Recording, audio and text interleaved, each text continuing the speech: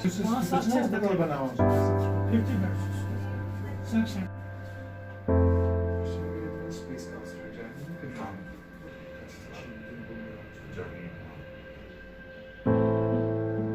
We will explain autoclaving and chemical sterilization. Geared stream gauge, excess pressure relief valve, top air exhaust tube, process for keeping. Important है whatever type जो भी हमारे पास है we will use that only.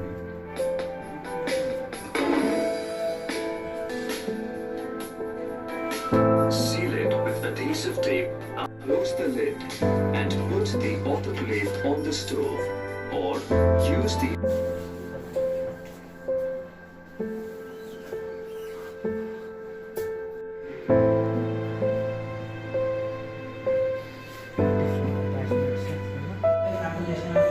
जहाँ हमने उसके process कागज दूर हमेशा हटा करने के लिए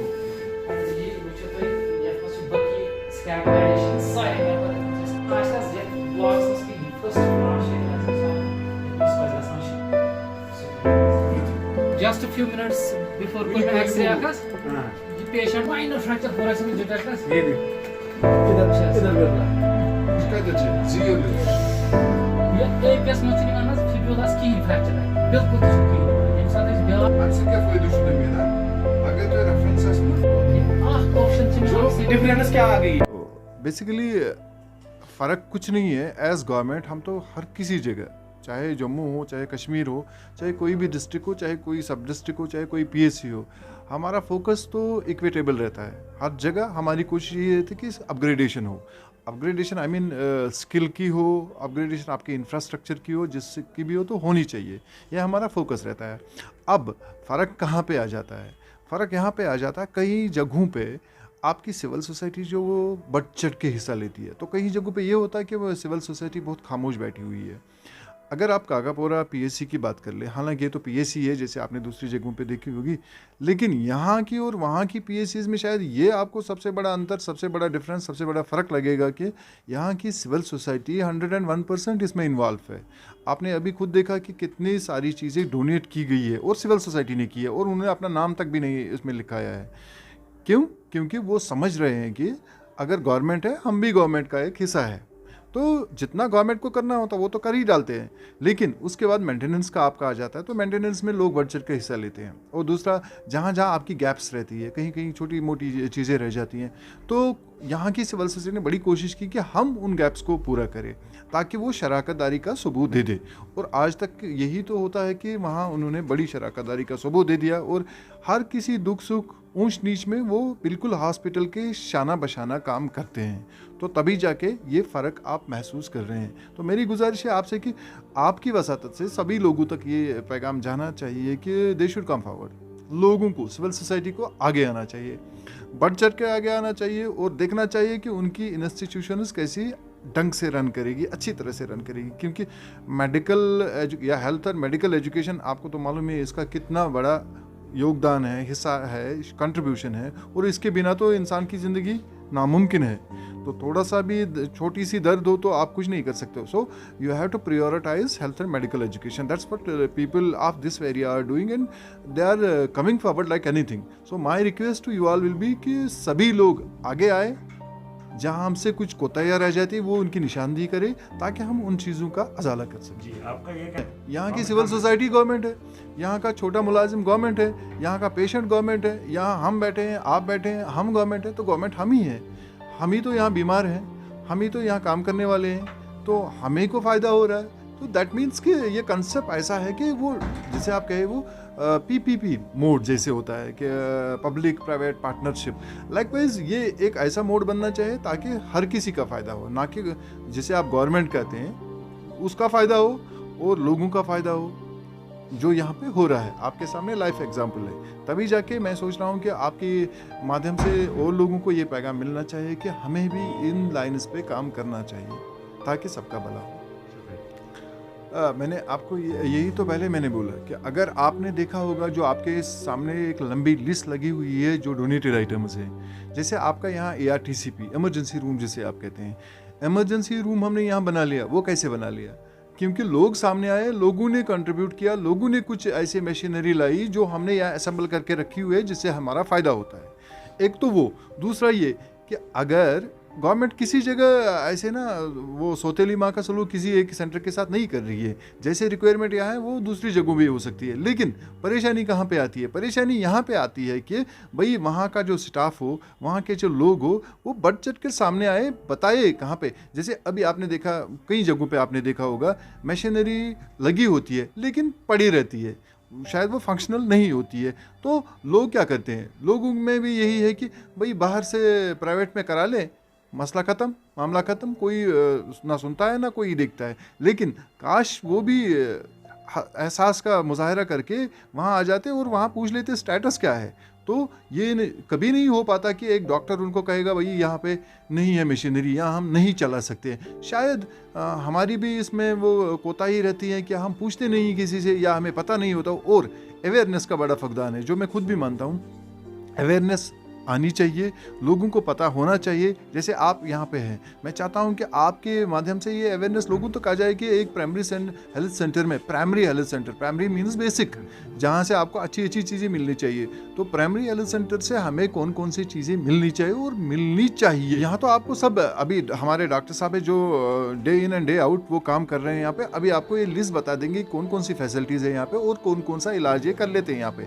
और आई होप कि अगर हम चाहें, जैसे अभी आज के डेट में हमारा दूसरा सेंटर यहाँ पे है, 2-3 सेंटर से दाएं बाएं जो चल रहे हैं, वहाँ भी ये सारे काम हो रहे हैं, वहाँ भी ये काम कर रहे हैं। हाँ, कोविड की वजह से कोई इसमें प्रॉब्लम आ गई थी जिसकी वजह से हमें फंक्शंस बंद करनी पड़ी, बड़ी सारी फंक्शंस बंद करनी पड़ी।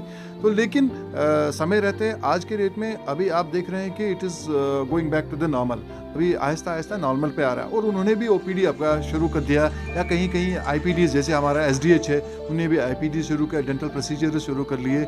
यहाँ पे आप देख रहे हैं कि यहाँ इम्यूनाइजेशन भी चल रही है, आपने खुद देखा। यहाँ पे देख रहे हैं एक फीमेल ओपीडी है, एक जेंट्स ओपीडी है, दोनों चल रहे हैं। यहाँ पे देखा आपने, आपके सामने शायद ईसीजी हो रहा था किसी का, यहाँ एक्सरे हो रहा था अभी किसी का। लाइकवाइज जितनी भी चीज़ें यहाँ पे है तो ऑलमोस्ट सारे, हाँ जो सेकेंडरी केयर उसके बाद आता है सेकेंडरी केयर, जिसमें माइनर ओटी है। यहाँ पे आपने देखा छोटा मोटा ऑपरेशन थिएटर है, जो छोटी मोटी प्रोसीजर्स होते हैं वो कर लेते हैं।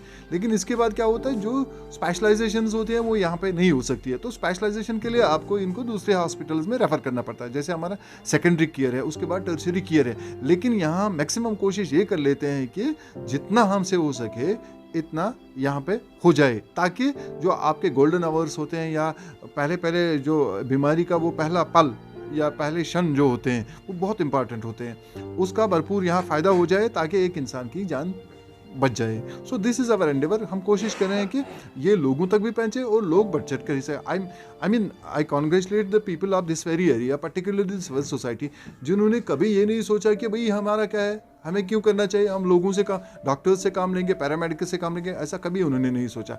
रादर आप ये देखेंगे, अगर अभी आप इनसे भी मिलेंगे, आप देखेंगे कि वो इनसे भी ज़्यादा प्रोएक्टिव है, प्रोएक्टिवली काम कर रहे हैं और आपके सामने काम करते रहेंगे इंशाल्लाह।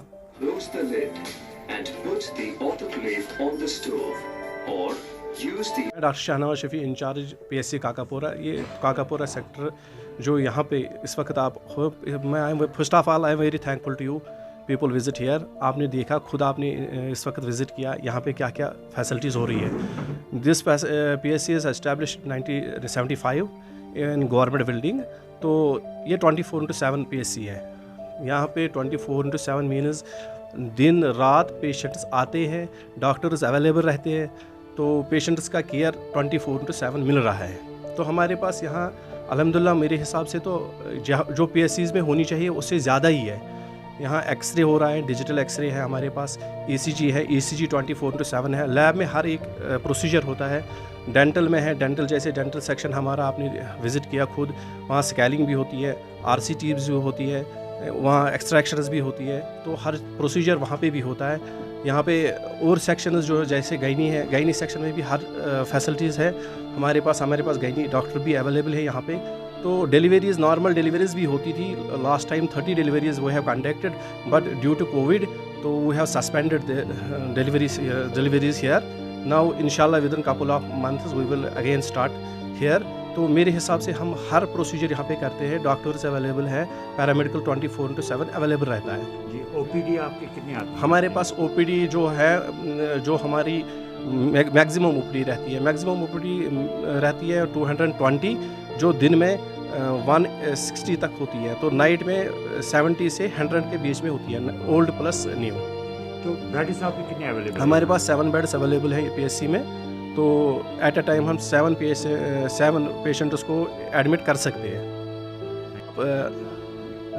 हमारे पास यूएसजी है, अल्ट्रासोनोग्राफी, जिसके लिए हमें बीएमओ साहब से रिक्वेशन की थी, तो यहाँ पे रेडियोलॉजिस्ट एक दिन आता है, तो हम बहुत मशकूर हैं अपने बीएमओ साहब के भी, और स्पेशली सिविल सोसाइटीज़ ने भी यहाँ पे बहुत कुछ ये किया है, डोनेट किया हुआ है, तो हम उनकी बहुत मशकूर हैं। उन्होंने यहाँ पे रेडियोलॉजिस्ट भी अवेलेबल रखा है हमारे लिए, जो नॉन पर्सनली है साउथ कश्मीर की। सेकेंडली हमारे पास सर्जन भी आते हैं यहाँ पे एक दिन। माइनर ओटी हमने स्टार्ट किया हुआ है, तो माइनर सर्जरीज होती है, जैसे कीलॉइड हो, जैसे बेसिसिस्ट हो, जैसे क्वारन हो, तो यहाँ पे ये प्रोसीजर्स हम करते हैं। सेकेंड, और हमारा एक फिजिशियन आते हैं यहाँ पे हफ्ते में एक दिन, तो ऑन रिक्वेस्ट बीएमओ साहब से हमने जो रिक्वेस्ट की थी, तो वो भी आते हैं। उसके लिए भी हमें अगर कोई रेफ़र करना पड़ता है उनके पास, तो हम उनको यहीं पे ये प्रोसीजर करते हैं, या फिजिशियन कंसल्टेशन यहीं पे होती है। तो हमारी कोशिश है हम लोगों को ज़्यादा से ज़्यादा फैसिलिटीज़ यहाँ प्रोवाइड करें।